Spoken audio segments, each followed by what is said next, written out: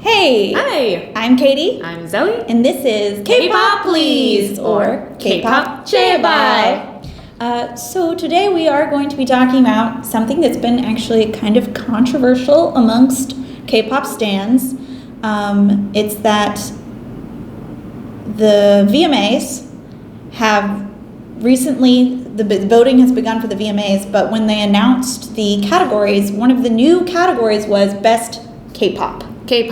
Best K-pop, which was perplexing to a lot of people because, well, what is Best K-pop? I mean, it's the VMAs Video Music Awards, so I assume they just mean Best K-pop Music Video. Mm-hmm. But it was a question of a lot of people whether this was actually an effort to be inclusive, like alienizing them, or was it just kind of neutralizing BTS? Mm-hmm. So because in a voting based system, pretty much BTS is gonna win, or at least that has been the pattern thus far. Top social artists at the BBMAs, they crushed everyone in a landslide. So while the casual American radio listener may be more familiar with the other acts, if BTS is put up against them in a voting category, pretty much BTS is going to win. Right. Unless the random casual listener steps up. But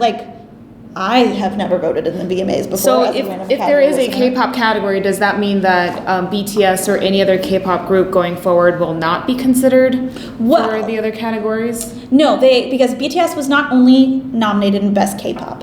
They were, Best K-pop included BTS for Boy in Love, and included Blackpink, Kill This Love, and included TXT, which is Big Hit's other group, BTS's little brother group, Cat and Dog, Monsta X's, I believe it was their collaboration with French Montana called Who Do You Love? And the last one was, NCT for, I think it was Highway to Heaven.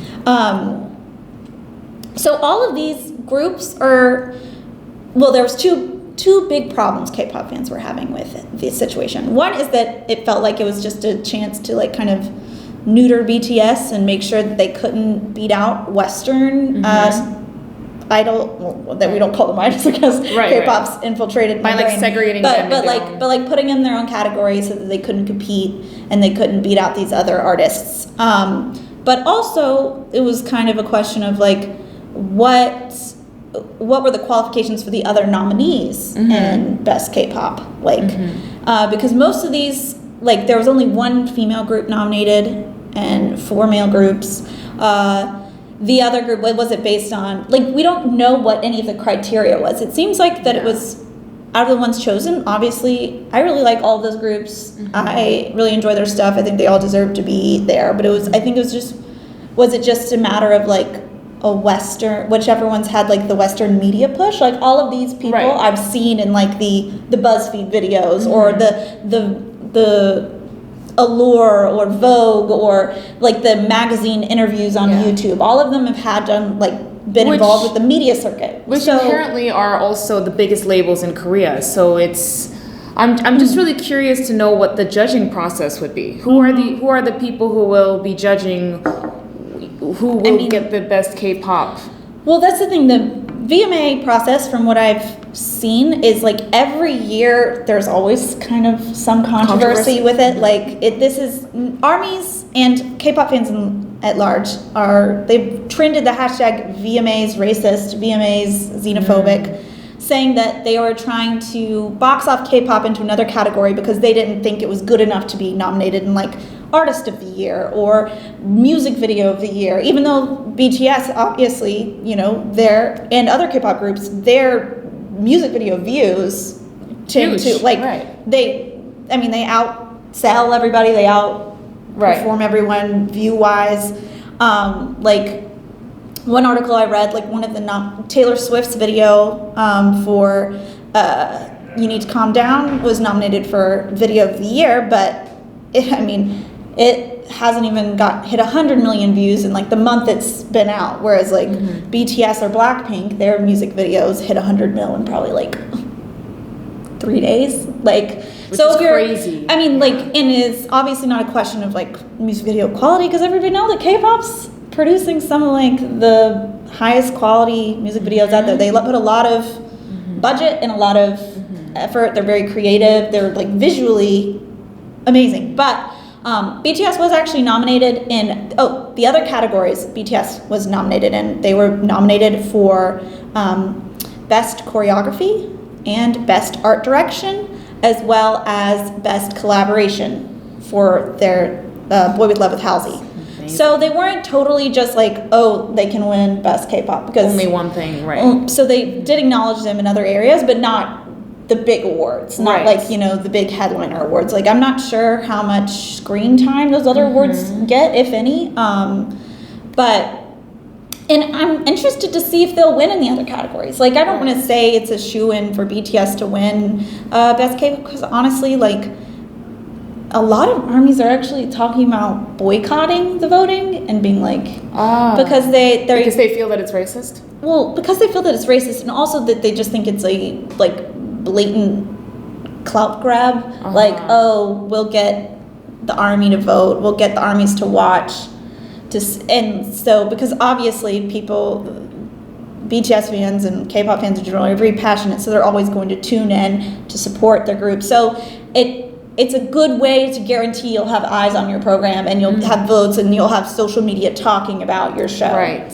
So obviously that was part of the move there. But also, generally, like with the last year that BTS has had, you can't not acknowledge them at all. Like, that would just be dumb. But they are kind of acknowledging them in a less, it is, I see kind of both sides of it, in that I do think like BTS shouldn't just be boxed off as like, oh, they're the, you know, they're one of the top K-pop artists. They're they've continually proven themselves as one of the top artists, even in the West. But at the same time, for like the mainstream American audience, like there's still people that just like, for them, they might not even know who BTS is, but that doesn't necessarily matter. Like, if you're like into pop music, you know who they are.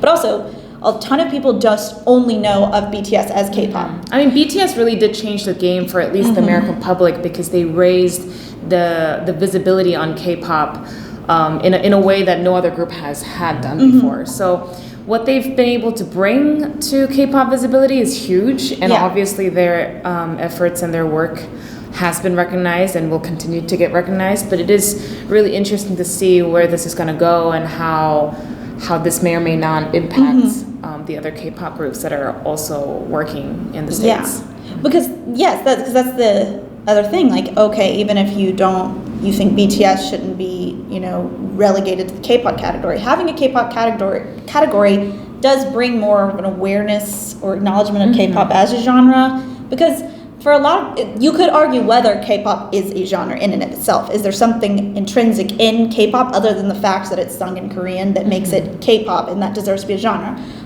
Best Latin is also another category for the VMAs, and it has been since 2010. So, and has that been controversial? I actually don't know if it was controversial until now. I've never heard anybody talk about it. But also, like, the artists that have been that are nominated for Best Latin, one of them is also nominated for Best New Artist. Oh, okay. So I could see where there could be some controversy in that.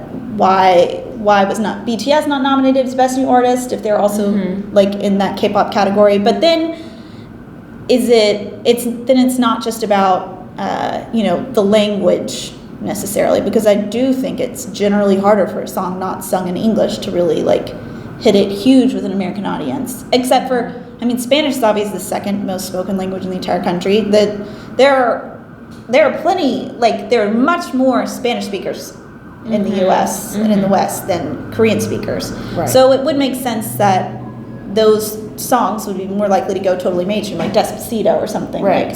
But I think Despacito has also proved, and BTS's huge success, that like, you know, music is a universal language at some point, and like it doesn't necessarily mean you have to speak the language, and maybe it doesn't need its own category, but since the precedent for Best Latin is already there, I don't know if you can necessarily call it,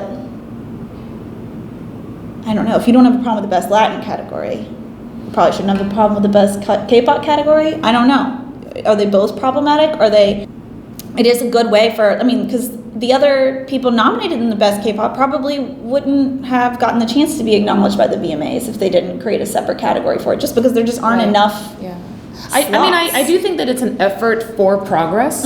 As far as whether or not that's the right move or the right direction, I guess we'll have to see. Let us know what you guys think by commenting below, how you guys feel about this new category and whether or not you plan to take part. We're really interested to know how this category is received and how it's determined. So we'll definitely keep an eye out for that as well. When do they get announced? Like, when do they choose the best? It happened. The vote, you don't find out until the day of the ceremony, which I believe is at the end of August. Oh, okay. So we'll keep our eyes August out 29th or something like that. Got it. Don't quote me on that. I'm not sure, but the voting's already started. Okay. And you can vote several times a day. I'm really curious to see how BTS does in the categories that outside of K-pop, best K-pop, because with Best Collab, they're up against Lil Nas X and Billy Ray Cyrus. They're up against a lot of great Some big people, hitters. but they have a chance, like for sure they have a chance against these people, but it's also like, will they, I don't know, because they do have the voting power of the army, but like Lil Nas X, like Old Town Road was the biggest thing that happened, like in terms of viral music this year, like, so I don't know. But tell us what you think. Do you think it's racist? Do you think it's xenophobic? Do you are you excited about it for the other K-pop stars, or do you still think it's problematic? Let us know. Yeah, because I'm of two minds. I understand both sides. Right. Every time I hear someone's argument, I'm like, yeah, you're right. I'm on your side, and then I hear someone else's argument, I'm like, well, yeah, maybe they're right. Yeah. I don't know. Yeah, but for sure. Let us know. We would love to hear what you guys think and maybe have a dialogue about that following up the VMAs once it happens at the end of August. Yeah. So on to the next news. We just saw that Big Hit Entertainment, who manages BTS, is looking to acquire yet another K-pop label. As some of you may know, they have recently acquired GFRIEND's label, Source Music. And they say that they will be acquiring yet another label, but we don't know. That is the new label that we don't as yet have named, is has a popular boy group. Yeah, it represents apparently. I mean, the Source Music merger makes a lot of sense because they've been connected for a long time. Like back in the day, before Big Hit dropped the concept of having girl trainees because of the whole glam scandal, two members of GFRIEND, Eunha and Sinbi, were both trainees at Big Hit. And so then they went to Source Music, but they've always been close. They had a relationship. The CEOs of both companies are good friends. Like the BTS and GFRIEND have done like collaborations with like advertising before, the iconic Wednesday song. If you haven't seen it, I recommend looking it up. It's a school uniform ad that they did together. They're a very cutesy song and dance. So that's really interesting. I mean, Big Hit, it has the money. It's constantly growing, moving into new, bigger buildings. So they're at the point where they can just like acquire stuff and like have subsidiaries, and it's very exciting to see like how Big Hit has grown from especially being a with BTS company. Having basically brought their label up to a different stratosphere of music labels. Absolutely. So we'll see where that has to go. But I mean, they're looking for new revenue streams because BTS, unfortunately, will start enlisting in the military next year, and they need to be sure that they've got something else, other stuff lined up, other stuff that can keep the label afloat while they're gone. Just expanding, seeing where else they can go. So it's pretty exciting. I think, I'm happy that Source Music and BTS have a cute little marriage going on now. Let us know if you know who the third label might be. If you have any speculation. If you have any gossip or sources that you can share with us, be sure to let us know.